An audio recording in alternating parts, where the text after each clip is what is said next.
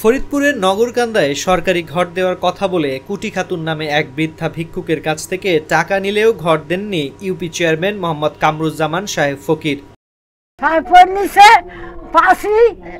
আমার কাছে টাকা নিয়েছে, আমি টাকা দিতে পারছিলাম না, এই আমার কাছে জোর হয়নি। তাই আমার ঘরে কেমন আমার টাকা মাঝে 10 জনের দেয়, তাই আমি কামড়ি খেতাম, বিক্রি খেতাম, মুসে কথা কব না, খাইতে খেতাম। সেই যে সোনারি হলাম, এই কাজে 200 টাকা যাইছি, এই যে বড় বড় বড় দৌড়ে খাই। এলাকাবাসী ও ভুক্তভোগীর অভিযোগ, মুক্তিযুদ্ধের সময় স্বামী হারান নগরকান্দা উপজেলার চরযশোরদী ইউনিয়নের বড় শ্রীবর্দী গ্রামের 82 বছর বয়সী কুটি খাতুন। 13,000 টাকা দিয়েছিল, ওনার 10,000 টাকা ফেরত দেওয়া হয়েছে। আর 3,000 টাকা পরে আমি বললাম যে কাকা আমার শাশুড়ি ভিক্ষা করে টাকা দিতে হবে, তো যাচ্ছা দেওয়া যাবে। ওনার ছেলে যাই নিয়ে আসলো, আরও আমার কাপা ছিল সাথে, আমিও গেছিলাম টাকা। উনি ভালো নয়, উনি তো ভিক্ষা করে খায়। ওনার একটা ছেলে তা বাদাইবে কোথায় কোথায় থাকে, কি করে কি না করে। যতটুকু জানি যে উনি আমার কাছে 2 দিন আসছিল, আমার কাছে বলছে যে এরকম চেয়ারম্যান টাকা নিচ্ছে।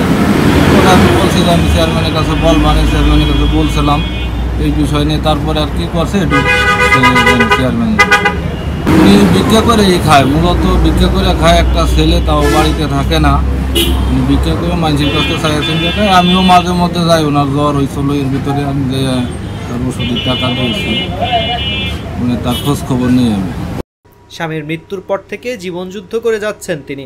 পেটের তাগিদে মানুষের দ্বারে দ্বারে গিয়ে ভিক্ষাবৃত্তি করে জীবন যাপন করছেন, বসবাস করছেন প্রতিবেশীর ঝুপড়ি একটি ঘরে।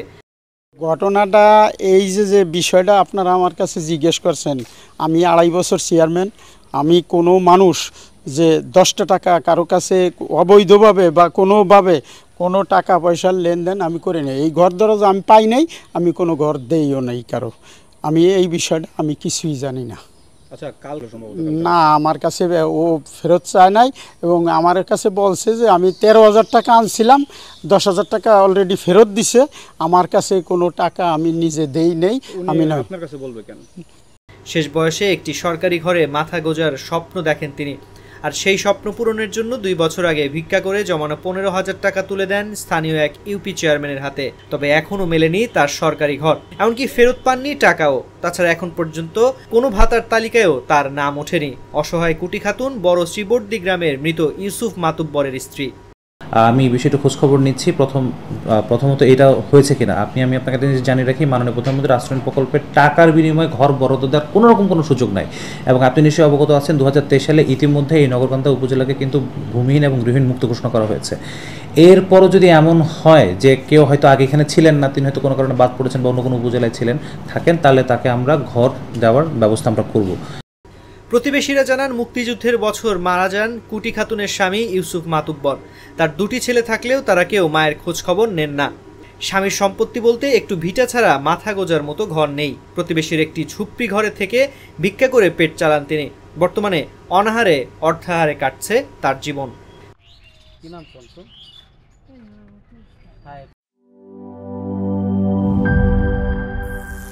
করিম চাচা, আপনার প্রিয় মানুষদের কখনো বিপদে ফেলতে চাইবেন না স্যার। তাহলে আমাদের বিপদে রাখা কি ঠিক হচ্ছে? এজন্যই বিজলি কেবলস সবচেয়ে ভালো ও নিরাপদ। ফ্লেম রিটার্ডেন্ট পিভিসি দিয়ে তৈরি বিজলি কেবলস, নিরাপদ আজীবন।